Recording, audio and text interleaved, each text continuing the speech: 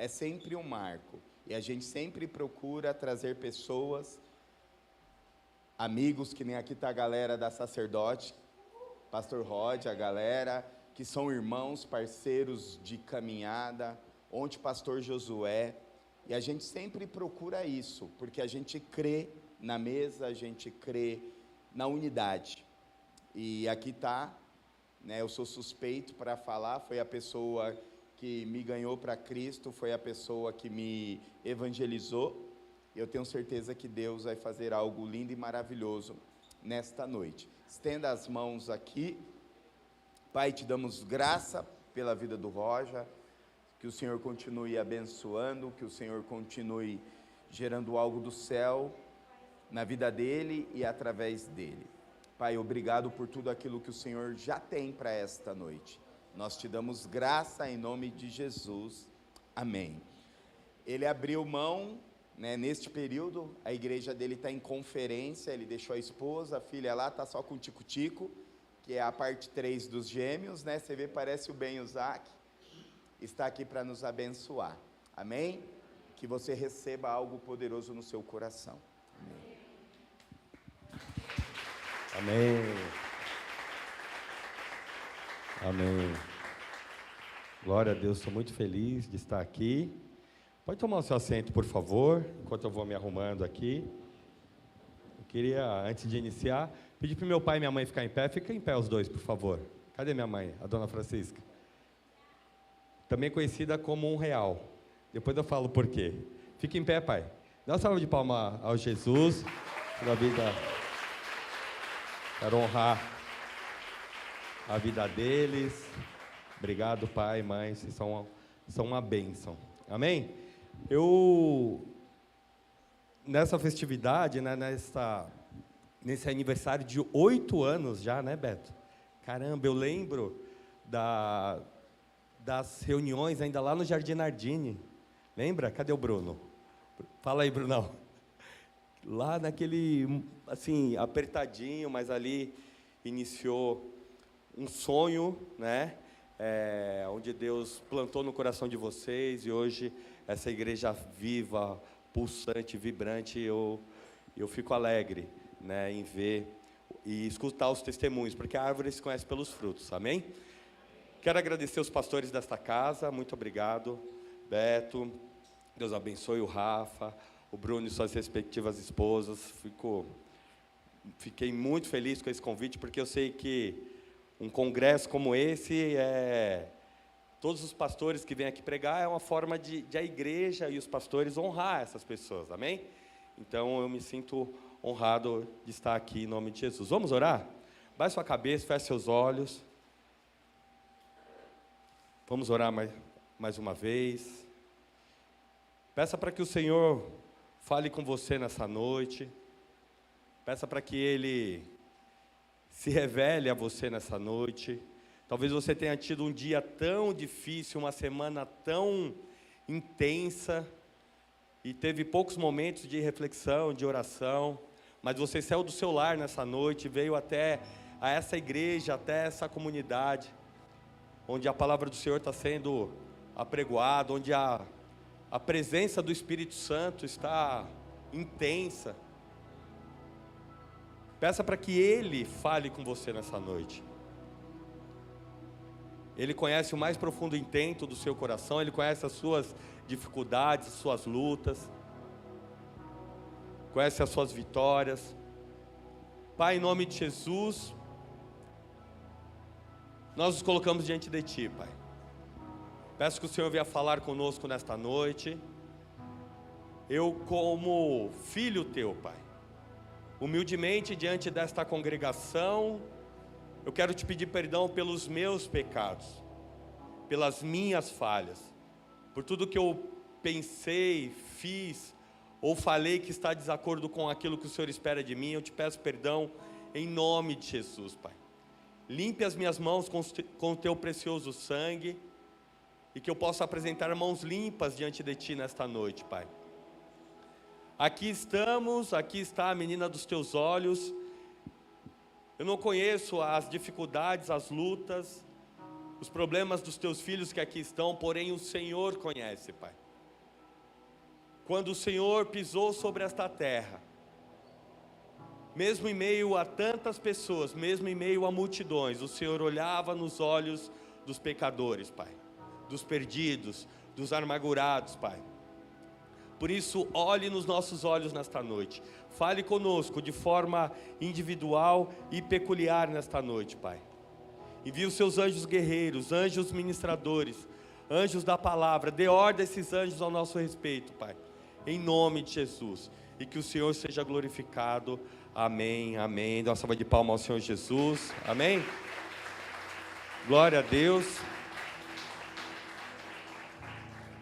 É uma responsabilidade muito grande, porque todo pastor vai entender, todo ministro da palavra vai entender o que eu vou falar agora. Você saiu da sua casa hoje para escutar o Senhor, amém? E eu fui convidado para ser ministro do Senhor, para trazer uma palavra do coração de Deus aos nossos corações. Isso faz as nossas pernas tremerem, especialmente quando pregamos com bastante frequência, né, pastor? Onde acordamos um domingo de manhã, sabemos que à noite vai ter um público, a igreja do Senhor, a menina dos olhos do Senhor, que o Senhor quer falar, e você é o ministro.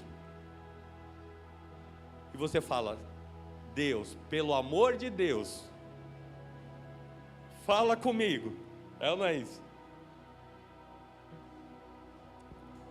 Treme as pernas. Mas nós, como igreja, corremos um grande risco de nos acostumarmos, porque existem técnicas de discursar em público. Ponto 1, ponto 2, ponto 3, pegar um versículo ou um texto e ministrar.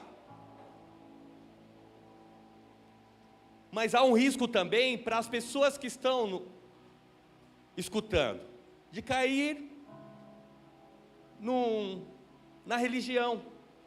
Quando foi a última vez que você criou uma espetacular expectativa, se preparou para um encontro com o Senhor, para escutar a voz do Senhor? E isso serve especialmente para os oficiais da casa, onde tem grandes responsabilidades, tem que abrir porta, fechar porta, tem que cuidar de um, cuidar do outro, cuidar do som. Não criamos mais expectativas. Porém, onde estiver 2 ou mais ali, reunidos em meu nome, ali estarei presente. Ou seja, o Deus dos céus e da terra, o Deus que criou as galáxias, o Deus que passou um risco no chão e falou: mar, venha só até aqui. Que diante de cada palavra, tudo se formou, está aqui nesse ambiente. Aleluia. Deus tem falado com você? Deus falou com você alguma vez? Deus falou algo com você? Eu imagino que sim. Estamos em dias de conferência. Ontem, eu imagino que o céu rasgou, né? Deus desceu, falou, deu tapa na cara, tipo, psh, psh, psh. Quem tomou os tapas na cara de Jesus? E eu conheço o seu pastor, os seus pastores. Peguei um culto que o Bruno pregou na pandemia. Falei: uau! Eu chorava que nem criança em casa. Acho que ele estava pregando só para a câmera aqui. Que eu fico acompanhando vocês nas redes sociais. Deus tem falado. E isso traz uma responsabilidade sobre nós.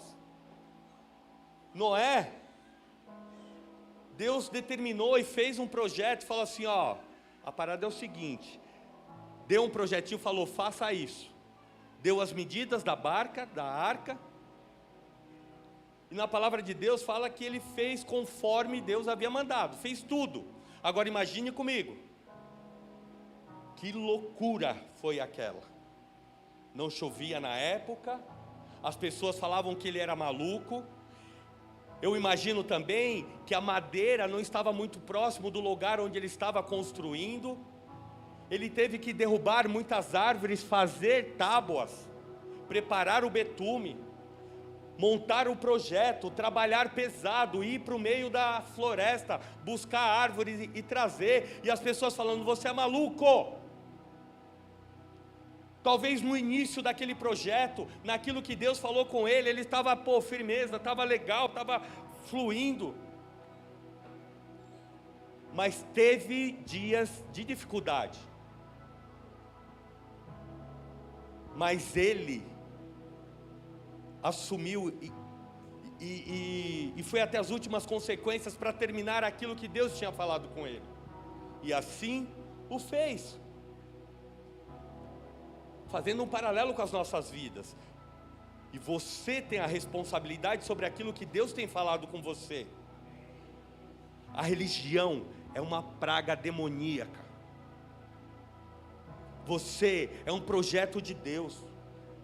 Muitos de nós éramos para estar mortos, sim ou não? Mas Deus salvou, Deus tirou e te colocou aqui, nessa casa abençoada. Estou convencido de que aquele que começou a boa obra em você, vai completá-la até o dia de Cristo. Filipenses 1,6. Ele iniciou ou não iniciou uma obra na sua vida?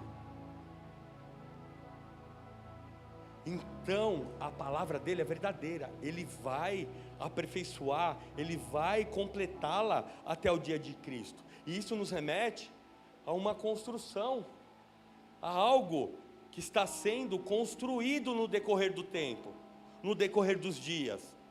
E a vida é uma jornada. Eu tirei uma foto ali, eu e meu pai, para pôr no Instagram, que eu sou blogueirinho também. Sou do Instagram. Estou brincando. Eu tirei uma foto, tomei um susto. Uma porque eu pareço com ele. Meu pai tem as orelhonas, cabeção, né, pai? Me dá um desespero. Eu vou nas reuniões de família, quando a gente... Aí vem minhas tias, você tá igual ao seu pai. Falo, nossa, misericórdia. Aí eu olho para ele. Falo, Jesus, que bênção. O tempo passou. As ruguinhas do garoto já está aproximando, o cabelo já foi embora, indo na direção do meu pai. A jornada é longa, vivemos altos e baixos, dias de alegrias, dias de tristezas, dias de desespero, dia de extrema alegria. Essa é a jornada, essas são as nossas vidas. E nessa jornada teremos aflições, teremos dificuldades. Temos esses altos e baixos, temos crises, mas nos dias de hoje, no seio da igreja, tem muitas mulheres e homens de Deus se perguntando, quem sou eu? Por que que eu nasci? Por que que eu vim a esse mundo? Qual o propósito da minha existência? Qual é a minha paixão? Qual é o meu maior sonho? O que eu espero para o futuro, o que eu espero para os meus filhos, o que eu espero da vida nos próximos dias? Quais são as minhas principais qualidades? Quais são os meus principais defeitos? No que eu acredito? Quais são os meus valores? Do que eu não abro mão? Quem são as pessoas mais importantes na minha vida? No que eu acredito, e qual é o propósito da minha vida, qual é o sentido da minha vida. Eu sei que Deus começou uma construção, eu sei que Deus está falando comigo, mas qual é? E eu orando, com a perna tremendo, A mão ainda está tremendo um pouquinho. Deus, o que o Senhor quer falar com esse povo? Pode ter uma pessoa sentada ali, mas eu quero ser um instrumento do Senhor, para pegar essa carta e dar na mão dessa pessoa, porque esse é o seu propósito na minha vida.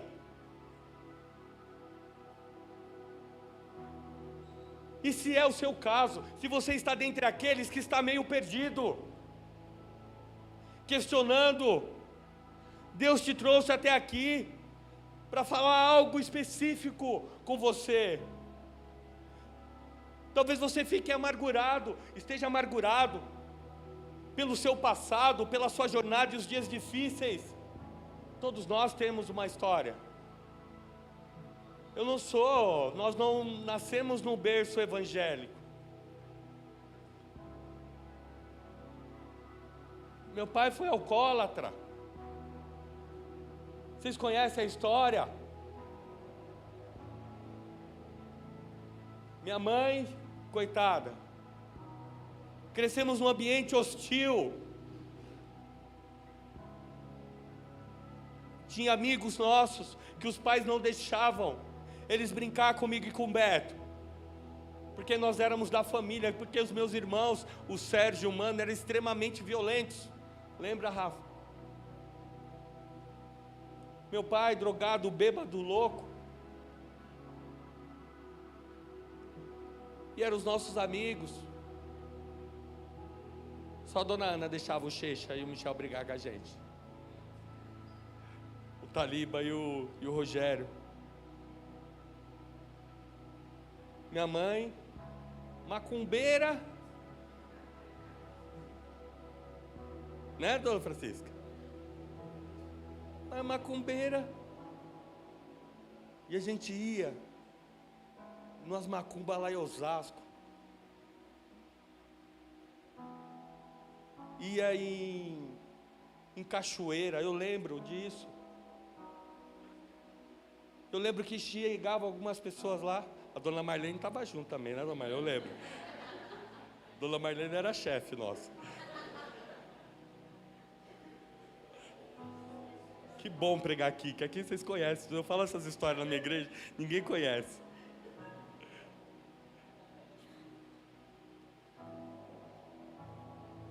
Às vezes eu ficava em pânico adolescente, porque dentro da minha casa tinha lá os amigos, a trupe dos meus pais e da dona Marlene, fazendo pólvora no chão, pondo fogo, e eu, um adolescente, criança, pré-adolescente, apavorado, porque fui criado nesse ambiente de extrema discussão, briga.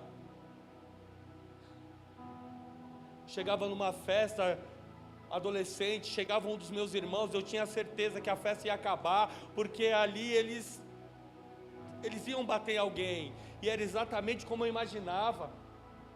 Quantas vezes não fui buscar meu pai, bêbado, nos piores lugares aqui do nosso bairro, e ali fui criado numa família totalmente desestruturada, um jovem inseguro, introvertido, apavorado, tinha medo de tudo e de todos, especialmente da vida.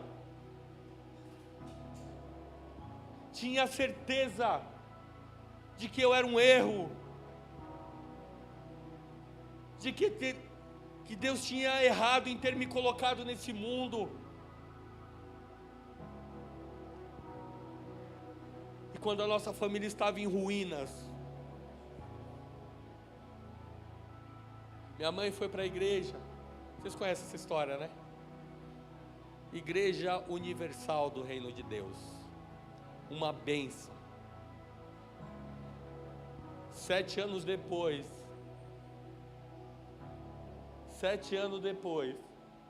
quando ela estava quase já desviando, e eu vou contar uma história dela. Vocês querem saber? Posso falar?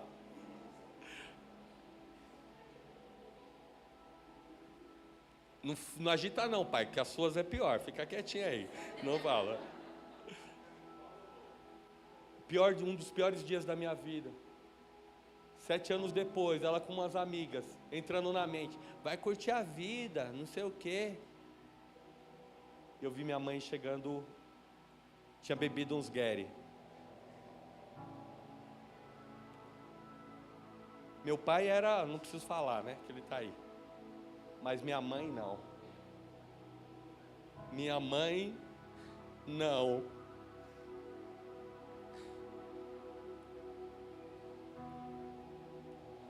E nesse cenário,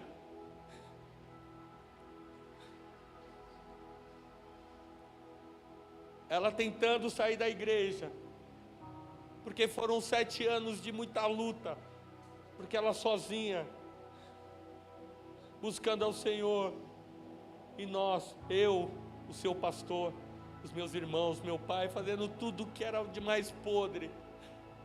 Ela fez uma campanha de oração dentro de casa, e veio um pastor da Assembleia de Deus, 2 metros de altura, de terno, careca dele brilhava, e ele fez uma reunião, eu fiquei, e no final ele foi para cima de mim gritando: você quer aceitar Jesus? Você quer aceitar Jesus? E eu fiquei com medo do negrão, falei, ele vai me bater. Falei, eu quero, tudo bem, não me bate. E naquele dia, a história da minha vida mudou. Fiquei tentando viver a mesma vida. Alguns meses depois, eu fui para uma igreja. Fiquei firme. 1 ano depois que eu entrei na igreja, o pastor de vocês se converteram. Ele era endemoniado. Quer saber a história do Beto? Pensa no bicho endemoniado. Eu e ele, a gente brigava muito, saía na porrada. Porrada, assim, coisa de irmão. E eu chegava da igreja, no maior vibe, e ele queria brigar comigo. E aí eu pegava uma bermuda, ele, me dá essa bermuda. Antes era porrada, mas eu estava no maior vibe, estava indo para a igreja. Aí eu, tá, fica aí, eu pegava outra, não, eu quero essa. Ele queria brigar. E ele falava, os caras fez lavagem cerebral de você, seu louco, não sei o quê. E eu ficava quieto, endemoniado. Se eu falasse, tá amarrado, ele já, era tipo assim. Aí, ó, voltou, tá bom. Endemoniado, lembra, Beto? E aí um dia ele me enchendo o saco querendo brigar, e eu não queria, tinha acabado de chegar da igreja. Aí um dia eu olhei no fundo dos olhos dele, eu falei, eu tenho fé que você vai ser mais louco do que eu. E se cumpriu, porque o bicho é doido, né? Ele vai na minha igreja, a galera ama ele. Ele baba que dá aquelas babinhas brancas assim. A galera ama. Se converteu. Meu pai se converteu, voltou para casa. O Mano se converteu, o Paulo, todo mundo se converteu. E o modelo de família a não ser seguido foi alcançado pelo Senhor.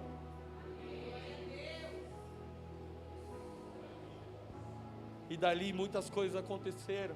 Mas observe que era um rapaz e nós éramos um modelo a não ser seguido. Eu não sei o que você está passando hoje, mas eu lembro que nesse cenário falaram, me deram um olhinho. Eu comprei na igreja. Eu achava que aquele óleo tinha o poder, né? Que era da macumba. A macumba tem esses paranauê, né? Tipo, o poder está naquilo, né? Aquilo simboliza a presença de Deus, amém? E eu esperava todos eles dormir. E eu ficava com as mãos na parede, falando, Senhor, toca na minha família. Ela não tem valor para ninguém. Para ninguém. Mas para mim tem valor. Alcança os meus familiares. E eu chorava baixo.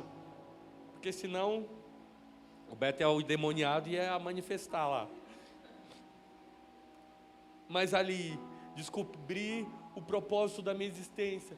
Eu falei, Deus, é verdade, esse Deus, se Ele fez na minha família, Ele pode fazer em qualquer uma. É verdade, esse Deus é verdade.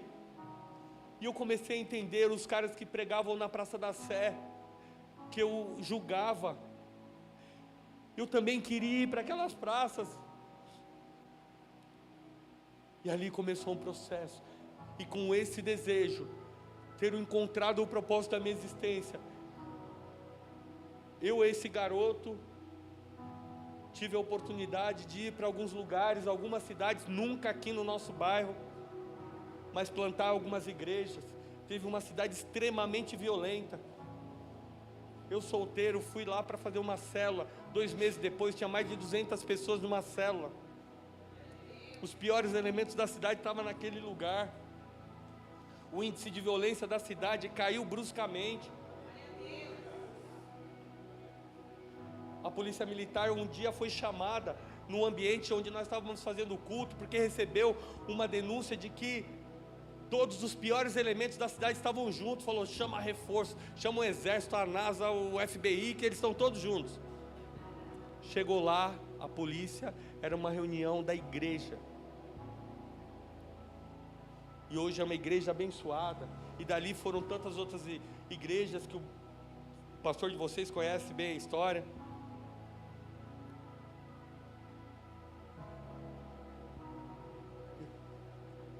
Alguém totalmente seguro, mas que encontrou o propósito da existência. E as coisas começaram a acontecer.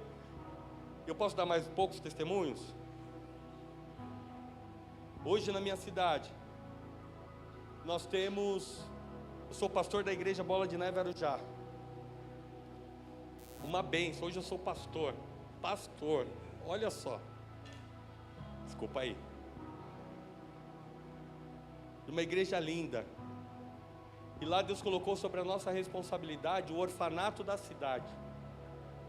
2 casas de acolhimento, onde as crianças em situação de vulnerabilidade é sacada do convívio da família. E é levada para essa casa, que a responsabilidade é nossa. Tem umas 24 crianças e adolescentes.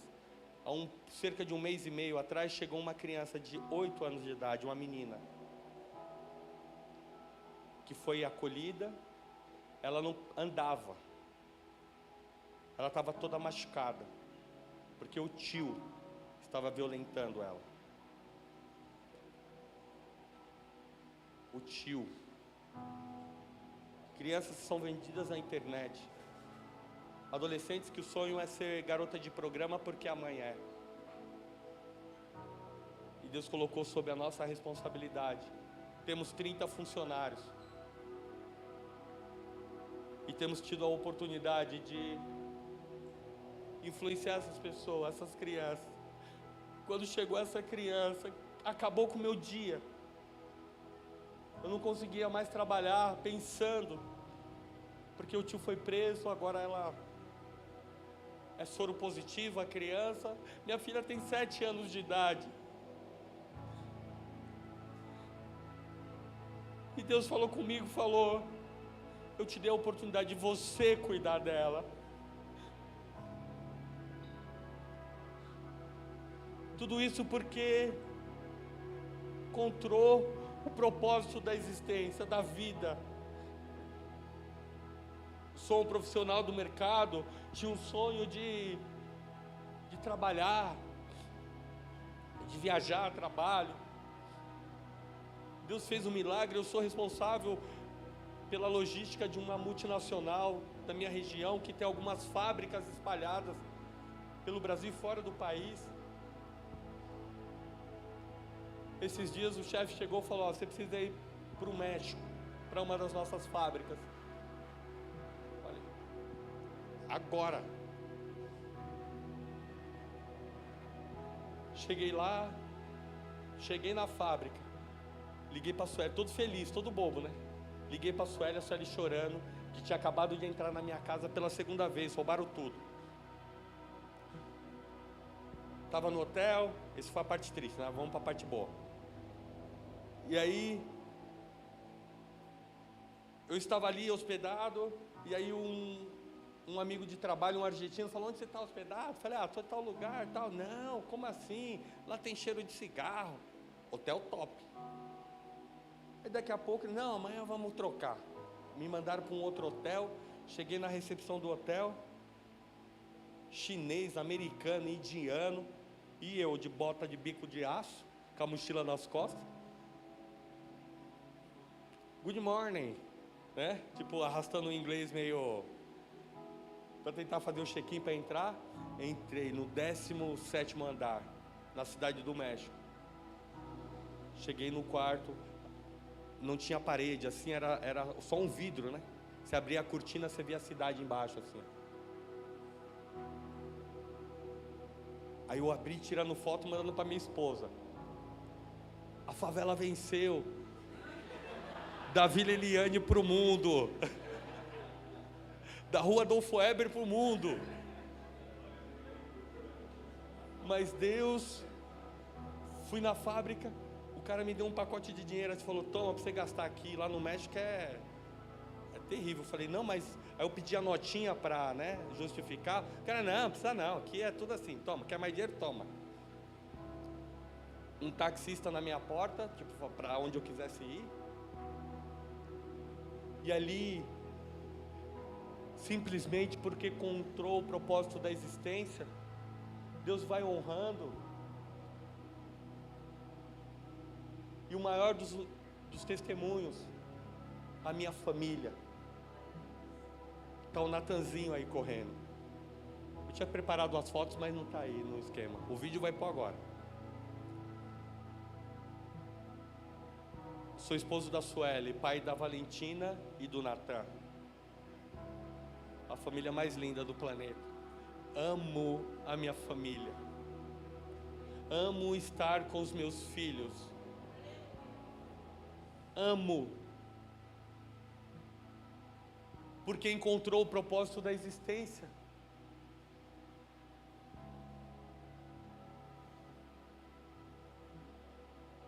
E dentro desse contexto, para acabar, tá bom? Olha lá, aí dei as fotos da ONG, de um monte de coisa. Mas põe o vídeo aí, deixa o vídeo no esquema. E para terminar os testemunhos, para ir para a palavra, amém?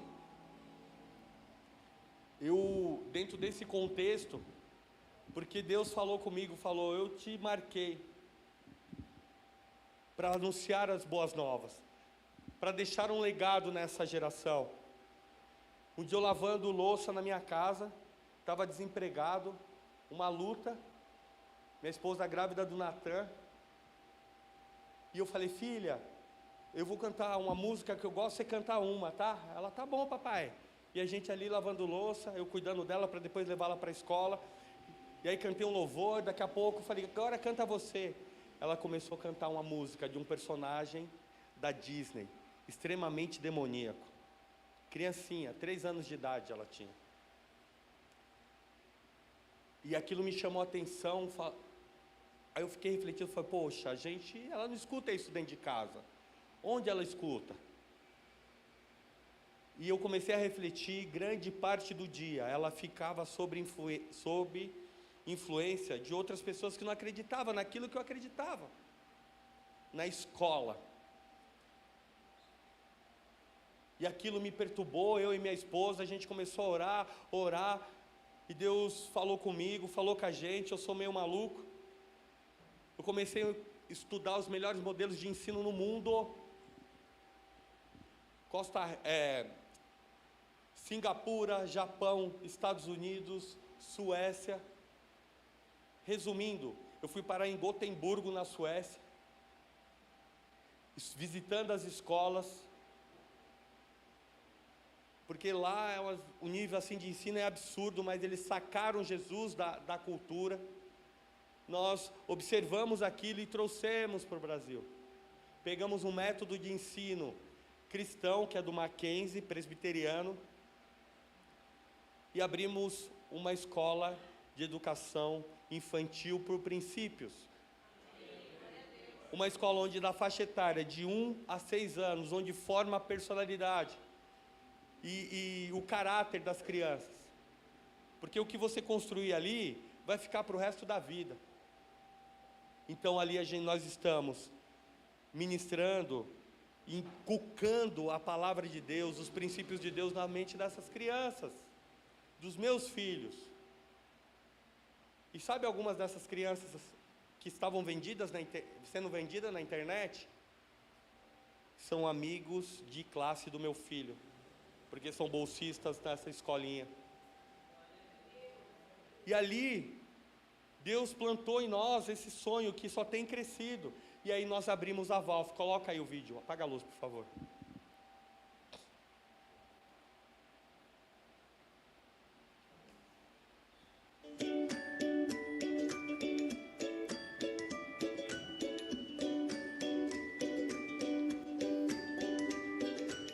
O Colégio Valve tem por objetivo proporcionar atividades desafiantes e estimulantes que desenvolvam a capacidade intelectual, psicomotora, social, investigativa e lógica na criança.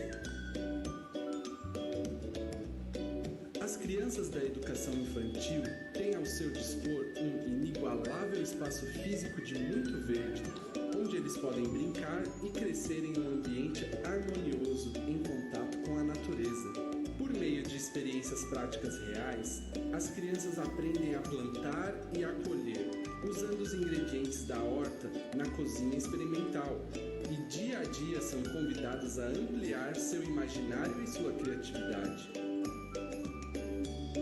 Idealizado pelos pais, pastores e diretores Roger e Suelen, o Colégio Valve tem suas raízes baseadas em princípios e valores cristãos. Ao mesmo tempo que ampliam o autoconhecimento no contato diário com colegas e professores, as crianças percebem as diferenças entre as pessoas, aprendendo a respeitá-las, entendendo melhor o sentido de coletividade, posturas fundamentais para a formação do caráter e da cidadania.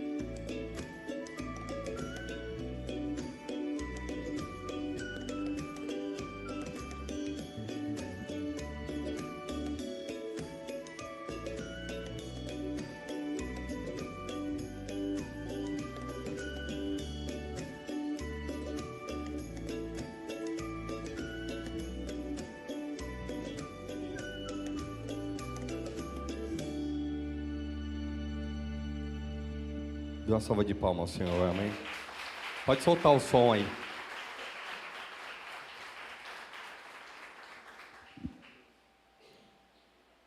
Por que desse testemunho? Foi algo que Deus falou comigo e com a minha família. Deus, Ele pode, quando você está alinhado com o propósito da existência do Senhor. É comum nessa jornada nos perdermos. João 9:1. Ao passar, Jesus viu um cego de nascença. Seus discípulos lhe perguntaram: Mestre, quem pecou, este homem ou seus pais, para que ele nascesse cego? Disse Jesus: nem ele, nem seus pais pecaram, mas isso aconteceu para que a obra se manifestasse na vida dele. Esse homem estava à beira do caminho, um cego de nascença, que era descriminalizado dentro desse contexto histórico, a qual ele estava vivendo. E ali, os discípulos que andavam com Jesus, queriam absorver do Senhor ensinamentos, e já foi atacando, já foi tentando achar um culpado, culpar aquele pobre homem. Quem que pecou? Quem que errou? Para que ele nascesse assim. Jesus observou aquele cenário e não perdeu a oportunidade de imprimir no coração dos seus discípulos um princípio incrível, e também alinhar o propósito inicial da vida desse homem. Ninguém pecou. Isso está acontecendo para que a obra de Deus se manifeste na vida dele. E na sequência do texto, Jesus, ele cuspiu no chão, Falou, ó, quer ver? Segura a onda aí. Foi lá, cuspiu no chão, fez um barro, passou nos olhos daquele homem, daquele cego. Falou, vai lá no tanque de Siloé e lave. E foi exatamente o que esse homem fez. E ao retornar, após limpar os olhos naquele tanque, ele começou a enxergar. E ali, ele encontrou o propósito da sua existência. As pessoas se acotovelavam e perguntavam, e questionavam, olhavam para ele e falavam, será que é o ceguinho, aquele lá que estava mendigando, que estava moribundo na beira do caminho? E no versículo 9 ele fala, sou eu sim, sou eu, aquele cara. Mas o que aconteceu? Ele não sei, é um homem chamado Jesus. Essa era a mensagem desse cego. Esse foi o propósito da vida dele. Que ele começou a pregar, testemunhar daquilo que Deus tinha feito na vida dele. Um homem chamado Jesus, cuspiu no chão, fez um barro, passou nos meus olhos e agora estou vendo. Depois você lê esse texto em casa, com detalhes, você vai ver. E as pessoas perguntavam, e ele se manifestava, é um homem chamado Jesus, sou eu sim, um homem chamado Jesus, cuspiu no chão, fez um barro, passou nos meus olhos, pediu para que eu limpasse no tanque, e agora estou vendo. Observe que essa mensagem poderosa na boca desse homem, chegou até os fariseus, porque na palavra, fala que houve divisão entre eles, porque os fariseus, os doutores da lei, os sábios da época, era difícil acessar o coração desses homens, mas todos ficaram sabendo, porque aquele jovem, aquele cego era conhecido naquela região. Todos perguntaram, e a mensagem era uma só, eu não sei, aliás, é um homem chamado Jesus, é um homem chamado Jesus, é um homem chamado Jesus, agora estou vendo. E houve divisão entre eles, ou seja, alguns acreditaram naquela mensagem, porque quando alguém que está no propósito, alinhado com o propósito de Deus na vida, abre a boca, Deus respalda. Mas esse homem não pode ser de Deus, curou no sábado, os fariseus, a outra banda, né? Os religiosos. E esse homem, esse cego que encontrou o propósito da sua existência, falou, se é pecado, se não é, se ele é de Deus, eu não sei. Eu sei que eu não estava vendo, agora eu vejo. Ele cuspiu no chão, fez um barro, passou dos meus olhos, e agora eu estou vendo. Os fariseus chamaram os pais daquele homem, para perguntar se ele realmente era cego, se ele era realmente cego de nascença. Questionaram, tentaram buscar uma explicação racional para aquilo, porém não encontraram. Esse homem encontrou o propósito da sua existência. Muitos de nós, às vezes nascemos cegos para o nosso propósito. Talvez por isso você ainda está aí se perguntando, quando o pastor perguntou no início, qual o propósito da sua existência? Por que você veio a esse mundo? Para fazer o quê? Talvez você não tenha essa resposta. Talvez você está como aquele cego que estava sentado na beira do caminho, e as pessoas julgando, olhando com indiferença, talvez rejeitando, porque ele ainda não havia encontrado o seu propósito. Talvez você esteja perdido nesse propósito. Talvez você precise de um milagre nessa noite. Talvez você precise que o Senhor cuspa no chão, faça uma lama e passe nos seus olhos, e que seus olhos sejam abertos para viver esse propósito lindo, maravilhoso que Deus colocou sobre os seus ombros. Agora você está ou não alinhado com esse propósito? Você está dando passos firmes, sim ou não? E aí, eu queria abrir um parênteses, amém? Deus é da hora demais. Nós não presta, mas Ele é top, é ou não é? Não dá mais para a gente perder tempo na boa, de ser mais ou menos. Tem que mergulhar no propósito, tem que perdoar o infeliz lá que fez mal para você.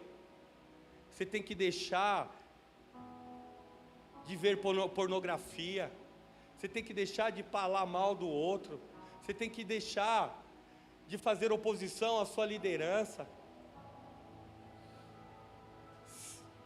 se render ao propósito. Você tem que deixar de achar que você é melhor do que os outros, porque você tem uma responsabilidade um pouco a mais em casa ou na eclésia. Quem é você? Quem somos nós sem Deus? Está melhorzinho aí porque Deus iniciou uma obra, é ou não é? Está pagando de sou gostoso, sou bom, não caiu bem isso, né? Está pagando de sou bom.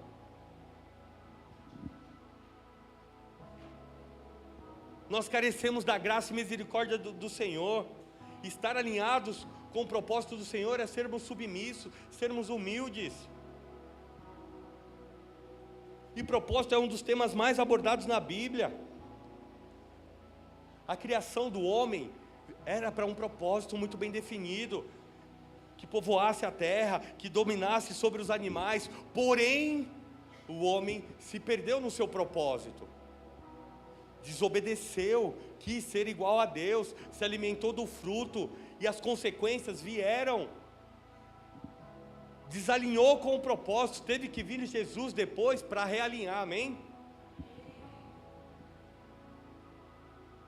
Mas o propósito inicial da criação do homem era povoar, viver no paraíso. Olha que bênção você ter que trabalhar, é ou não é?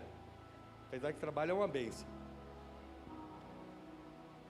Se alimentar do suor do seu rosto, sentir dor no parto, as meninas, vem em decorrência dessa desobediência. Mas o propósito inicial foi perdido pela humanidade. Moisés nasceu com um propósito, e tudo na sua vida foi afunilando para esse propósito futuro, que era libertar o povo de Deus da escravidão.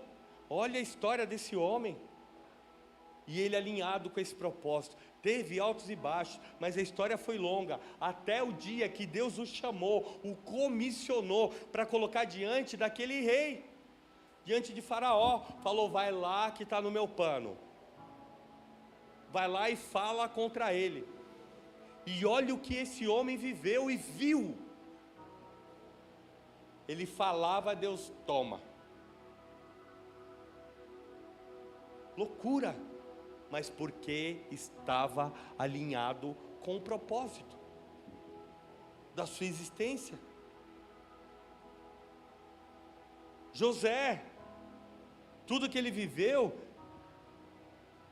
o levou para salvar uma multidão, milhares de pessoas da fome. Um jovenzinho, temente a Deus, que tinha um som de Deus sobre ele.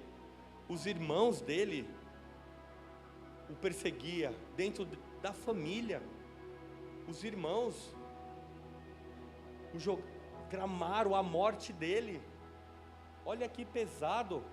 O jogaram dentro de um buraco, o venderam, e ele ali reto, alinhado com o propósito. Foi vendido, foi encarcerado, e dentro do encárcere, alinhado com o propósito, tudo que colocava a mão, Deus abençoava, sim ou não? Tudo que colocava a mão, ele poderia ter se rebelado: Deus está tirando, Como assim?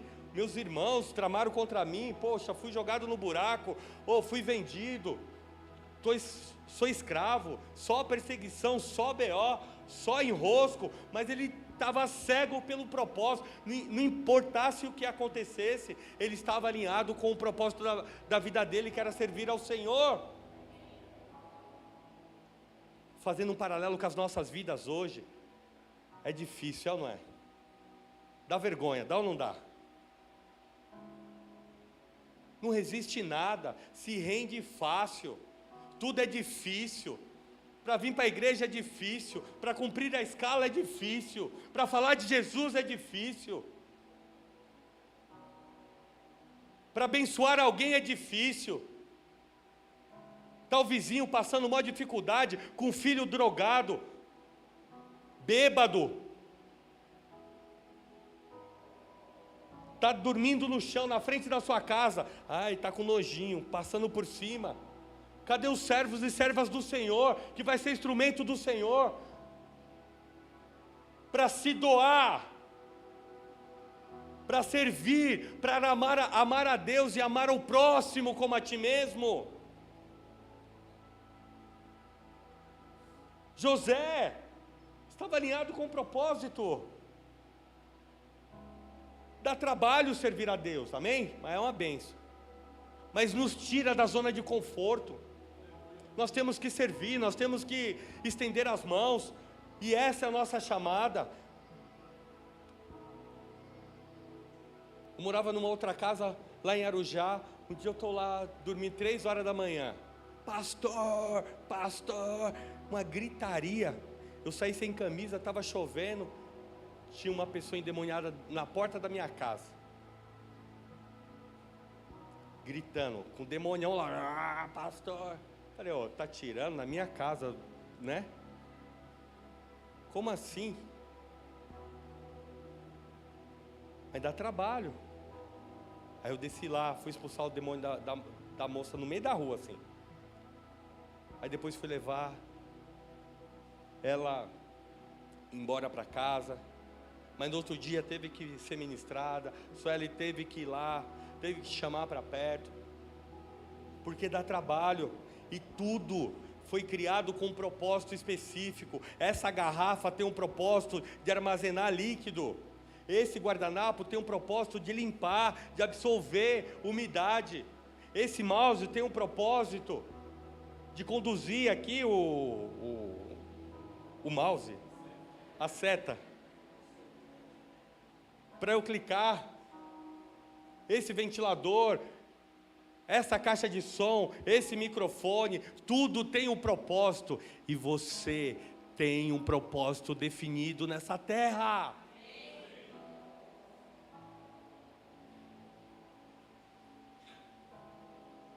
Martin Luther King, eu gosto desse cara, era um pastor batista americano, que foi um agente político irado. E tem várias frases dele. Tem uma dessas frases que eu gosto bastante, que ele diz o seguinte: se você ainda não achou algo que vale a pena morrer, não encontrou a razão de viver. O homem que não está disposto a morrer por uma causa, não é digno de viver. E você está numa igreja evangélica, amém? Que não brinca de ser igreja, não brinca de ser igreja. Aqui é pregado acerca de um evangelho verdadeiro, um evangelho de sacrifício, um evangelho de renúncia. Você acha que é fácil um pastor abrir mão da sua carreira, de ganhar dinheiro lá fora, para pastorear uma igreja como essa?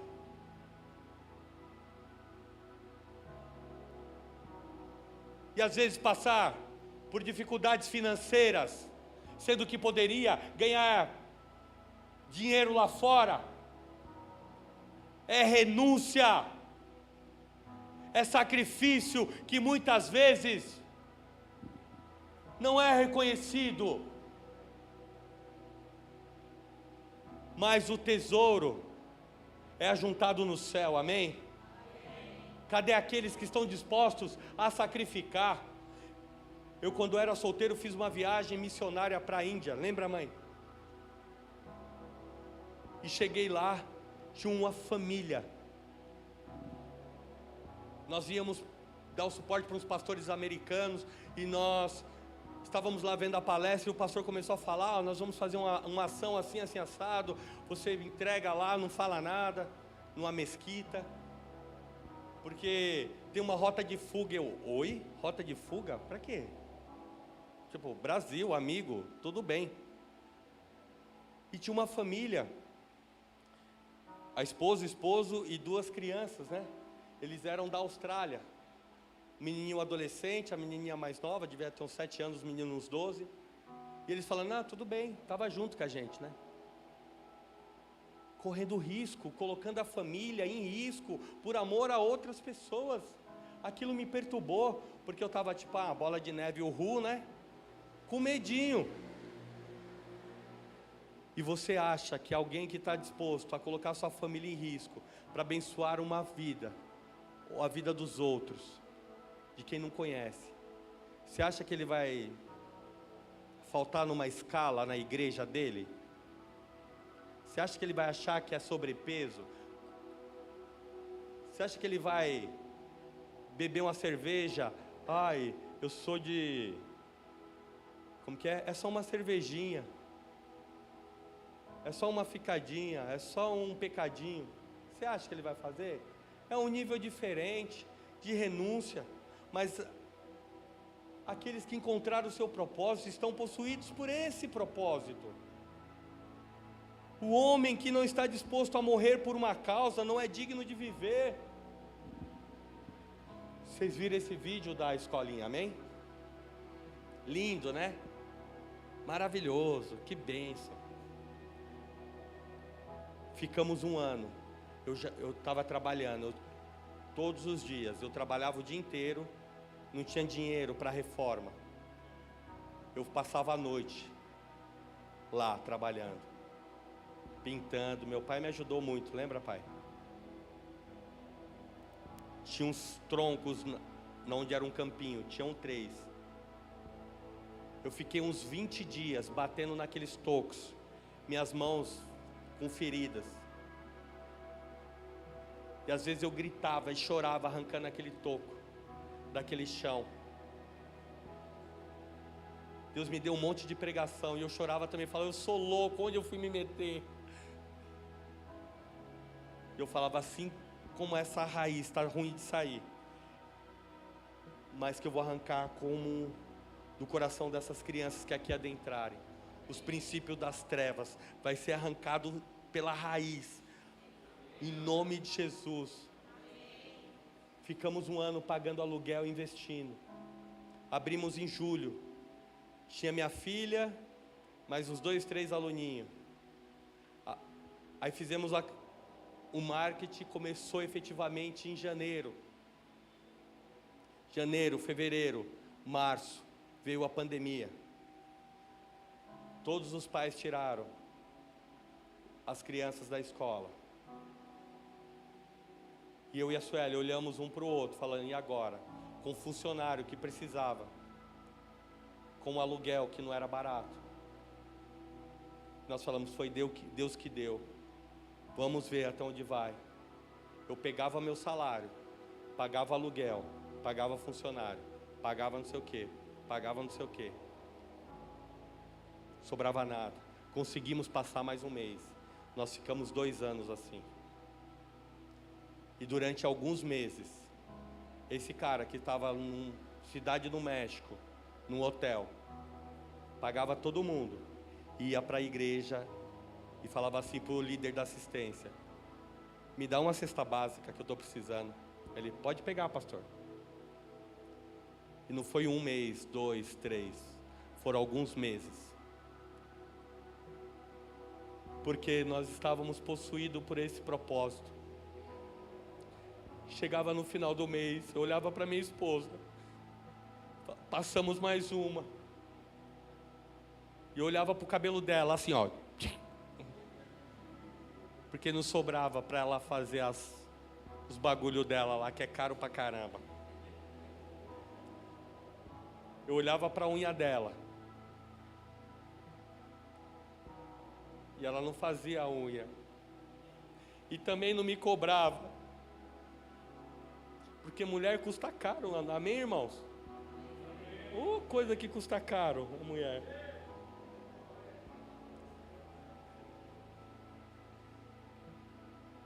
Possuído pelo propósito.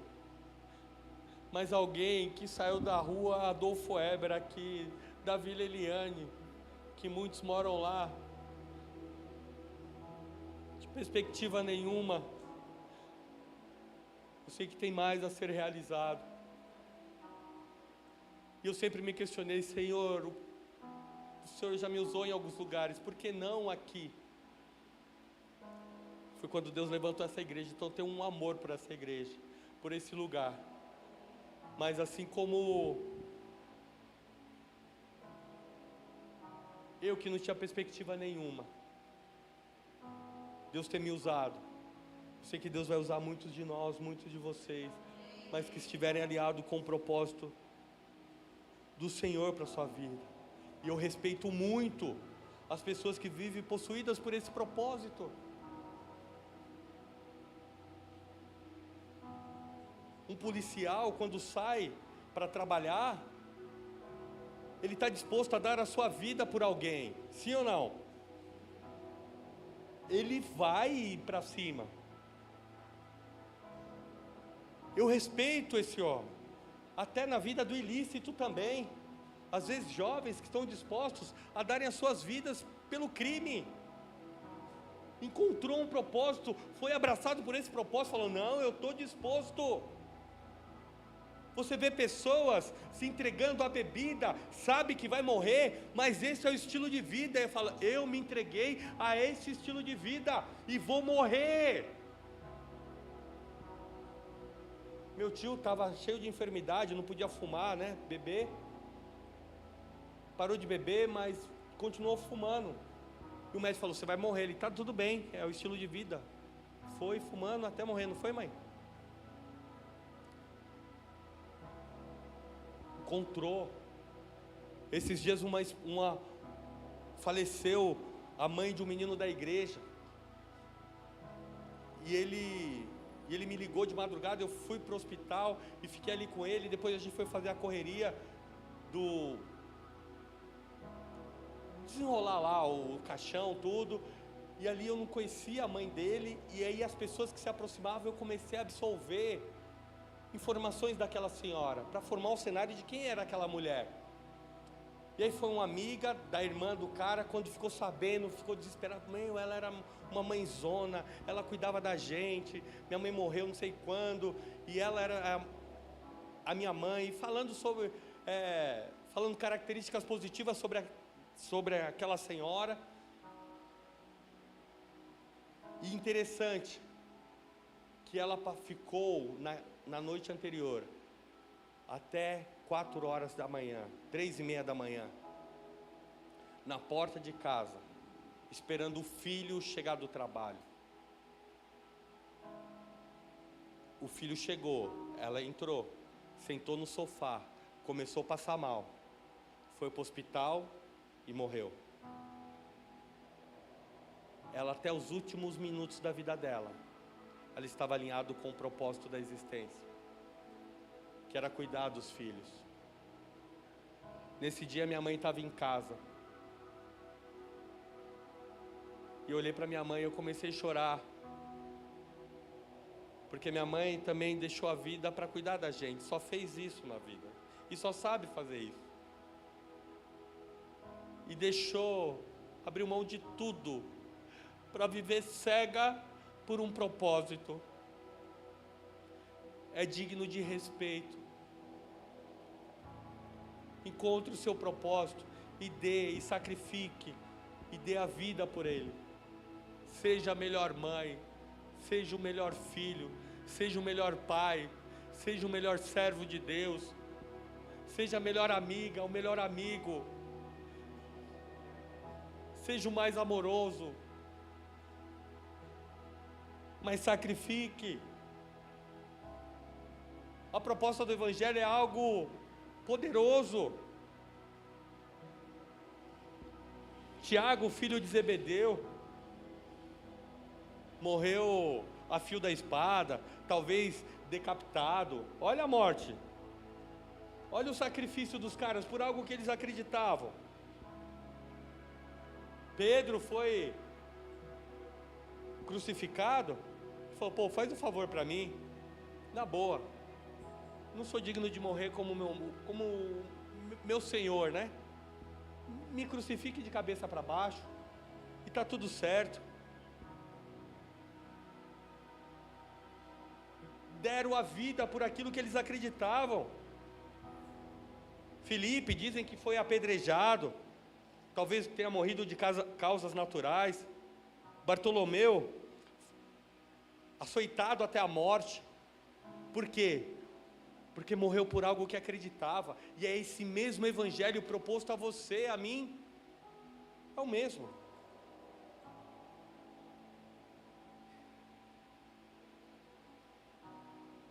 O louvor pode subir, por favor. Qual é o propósito da sua vida? Você não está de espectador. Vamos colocar em prática, assim como o Noé. Aquele que começou a boa obra em vós é fiel e justo para aperfeiçoar e concluir até o dia de Cristo. Amém? Aquele que começou a boa obra em vós. Talvez você esteja perdida no propósito, na jornada. Deu uma bagunçada. Estava como aquele homem, aquele cego, que as pessoas julgavam, mas precisou do milagre. Deus me trouxe até aqui, amém? Para trazer essa carta e colocar na sua mão. O que Ele quer de você? Qual o projeto que Ele colocou no seu coração? Você abriu mão da sua família? Você abriu mão do seu matrimônio? Você abriu mão das pessoas que você ama? Esse é o propósito? É difícil, pastor, você não sabe. Família difícil, eu sei sim, eu tinha um. E ainda tem uns paranauê lá que precisa resolver, né, mãe?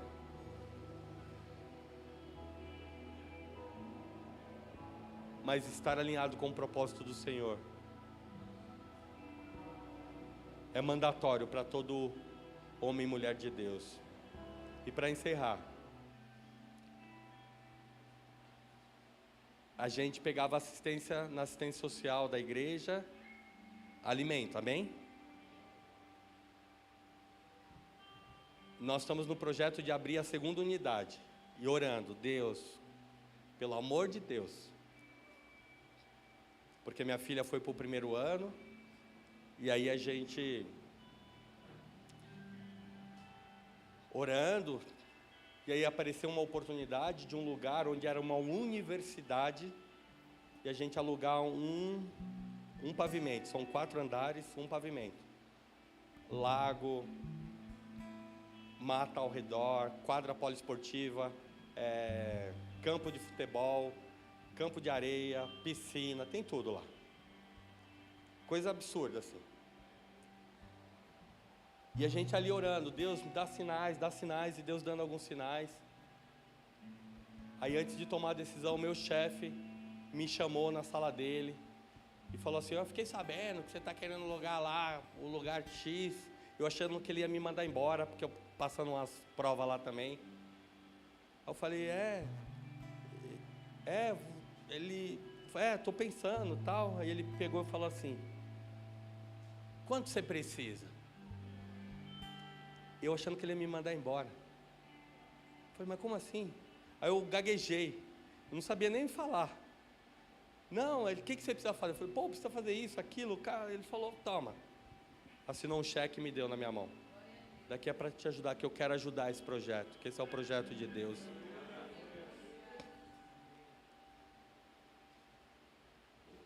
Alguns R$1.000. Para começar, se ele tivesse me dado R$1, aquilo era a resposta de Deus, e eu falei isso para ele. Mas como foi um pouco mais de 20 mil, fiquei mais feliz ainda. E ali a gente tomou uma decisão. E ele falou mais. Isso eu não falei na... Tá filmando? Tá?